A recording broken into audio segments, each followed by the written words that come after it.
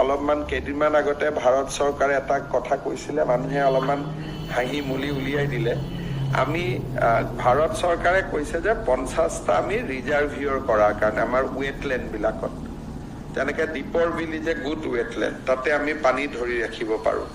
তেনেকৈ ব্ৰহ্মপুত্ৰত নগাঁৱৰ পৰা ধুবুৰীলৈকে যিমান ৱেটলেণ্ড আছে, সেই ৱেটলেণ্ড কেইটা যদি আমি অলপমান চাফ চুফ সুন্দৰ কৰি ৰাখিব পাৰোঁ, তাত কিছু ৰিজাৰ্ভিয়ৰ হ'ব পাৰে। পানীৰ সমাধান কি, এইটোতো সকলোৱে জানে যে পানীৰ সমাধান এটাই যে পানীটো ৰিজাৰ্ভিয়ৰত ধৰি ৰাখিব লাগিব।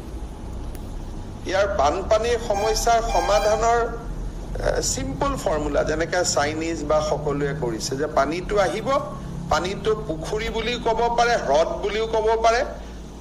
পুখুৰী বুলি ক'লে দুই এজনে হাঁহি দিব, হ্ৰদ বুলি ক'লে অলপ চিৰিয়াছলি ল'ব, যে হ্ৰদ বনাই আপুনি পানীটো ধৰি ৰাখিব লাগিব।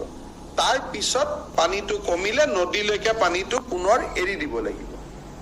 সমাধানটো এটা, ইয়াৰটো আৰু বেলেগ বিকল্প সমাধান একো নাই। গতিকে যেনেকে এতিয়া নদীত পানী আহিলে আমি প্ৰাকৃতিক চেনেল কেইটা দি, দীপৰ বিলটো এতিয়া আপোনালোকে দেখা পাব আমি পুৰা ভৰাই থৈছো পানী তাতে। আগতে দীপৰ বিলত পানী নাথাকে, আজি আপোনালোকে চালে দেখা পাব যিমান গুৱাহাটীলৈকে পানী আহিছে, মই আজি খনামুখলৈকেও গৈছিলো, মেক্সিমাম পানী আমি দীপৰ বিলত কনভাৰ্ট কৰাই দিছো বৰ্তমান, যাতে অলপ হলেও নলবাৰীত পানীটো কম যায়।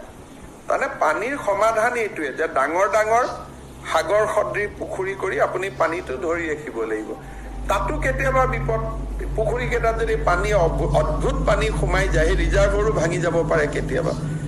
ভেৰি টিকি। কিন্তু প্ৰাকৃতিক জাগা কেইটাত, যেনেকে মৰিগাঁৱত চাৰণ বিল আছে, আমি ব্ৰহ্মপুত্ৰৰ কিছু পানী চাৰণ বিলত ধৰি ৰাখিব পাৰো। বিলখনো ৰিচাৰ্জ হয়, ফ্ৰেছ ৱাটাৰ পালে বিলখনৰ যি মাছ বা আন বিলত যি উদ্ভিদ আছে তেওঁলোকেও ফ্ৰেছ লাইফ এটা পায়। সেইকাৰণে ভাৰত চৰকাৰে এটা শ্বিলঙত থকা নৰ্থ ইষ্ট স্পেচ এজেঞ্চিৰ লগত কথা পাতি আছে।